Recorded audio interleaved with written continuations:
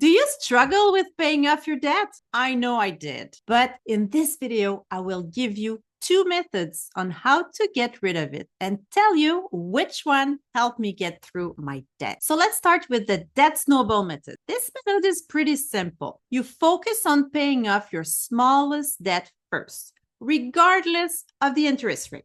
Once that debt is paid off, you move on to the next smallest one, and so on. The idea behind the debt snowball method is that it helps build momentum. You get that quick win early on when you pay off a smaller debt, and it can be really motivating to see those balances go to zero, right? For example, let's say you have 3 debts. One credit card with a $1,000 balance, another with a $2,500 balance, and a student loan with $10,000 left. You'd start by paying off the $1,000 balance first, then move on to the next smallest and continue this way until the student loan is gone. It's all about getting that early victory. This method I learned is the one that helped me pay off all my debt, and I really like this method. Now let's talk about another method, the debt avalanche method.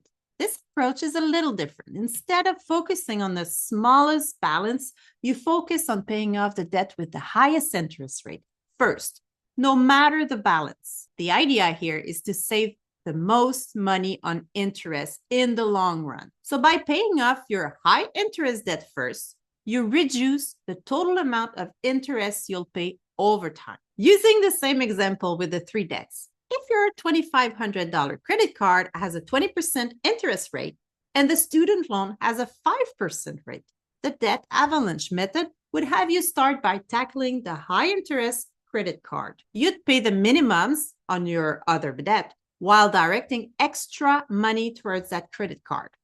Once it's paid off, you'd move on to the next highest interest debt. Now you may be wondering which one is the right one for you. So let's talk about the pros and cons on the debt snowball method first. The biggest pro is the psychological boost. Paying off smaller debts quickly gives you a sense of accomplishment. And that motivation can be incredibly helpful when you're trying to stay committed. But there is a downside. The debt snowball method can actually cost you more money in the long run, since you're not prioritizing the high interest debts. So while you're getting those quick wins, you might be paying more interest on larger high interest debts. But on the flip side, though, the debt avalanche method is designed to save you the most money overall. By targeting high interest debt first, you'll reduce the amount of interest you pay and get out of debt faster. And if you have a lot of credit card debt, this method could save you hundreds or even thousands in interest payments. However, the downside is that it can feel a little less motivating. If you have a large debt with a high interest rate, it can feel overwhelming and take a while to see any real progress. Without that immediate win from the debt snowball, it might be harder to stay on track. So which method is right for you? Honestly, it depends on what you need most, motivation or savings. If you want to see results right away and feel you're making progress, go with the snowball method. But if you have a lot of debt, I would suggest to go with the avalanche method and start with the highest interest first. But with this method, you need to really be committed. So now you know how to attack your debt payment. The next step is to plan those debt payments with your income and regular expenses. Then you'll be able to take control of your finances. A good budget helps you see exactly where your money is being spent each month. And this awareness gives you the power to make better choices. Whether you're paying down a credit card, student loans, or a car loan, knowing how much you're earning and where you can cut back allows you to put more money towards those debts. So start by listing all your debt along with their minimum payments and interest rates. This way, you can decide whether to use the debt snowball or debt avalanche method we discussed earlier. Once you know what you owe, you can assign a portion of your income to each debt. But don't forget, minimum payments are just the baseline. If you want to get out of debt faster, you'll need to find ways to cut back in other areas to free up more money for these payments. So to know where your extra money is, you'll need to track what you spent each month. This might seem tedious, but it's the only way to truly understand your habits and where you might be overspending. An easy way to track everything is to keep all the receipt when you make a purchase. Or you can write every purchase down in your phone or a notepad. By the end of the month, you'll know exactly how much you spent and where. But first, start by categorizing your expenses. Things like groceries, utilities, transportation, entertainment, and yes, even those little daily purchases like coffee or snacks. For the first few weeks, track everything, and you might be surprised by how much some of these things add up. Once you see where your money is going, you can ask yourself, do I really need this? For example, do you really need that subscription service you're not using? Or can you make your coffee at home instead of buying it every day? These small changes might seem insignificant once you've tracked your spending. Look for areas where you can make cuts. Maybe it's dining out less or skipping that impulse buy every time you walk into a store.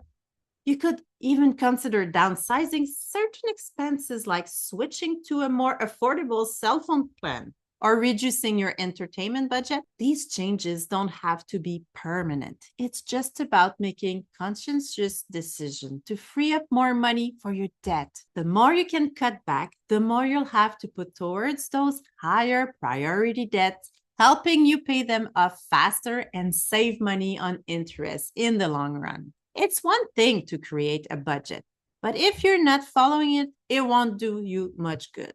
Set clear, achievable goals. Whether it's paying off a certain debt by the end of the month or saving a specific amount for your emergency fund, I've created a budget template that is easy to use and will help you know where you're at with your finances. If you want me to send it to you, just write budget in the comment and I will send it to you. Again, just comment budget and I'll send you the budget template you can start using to manage your finances.